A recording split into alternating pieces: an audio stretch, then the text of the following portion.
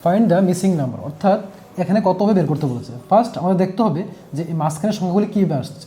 23 আছে, যদি আমরা 23 এর সাথে 2 ইন্টু করে দিই আসে হলো 46, এবং এই 46 সাথে যদি আমরা 17 প্লাস করে দিই আসে 3।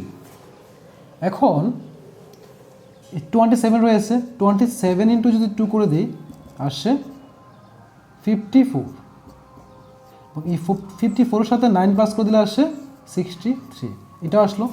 তাহলে আমরা কি বুঝতে পারছি, এখানে ছিল কত 34, 34-এর অর্ধেক কত হয় 17 প্লাস করতে হয়।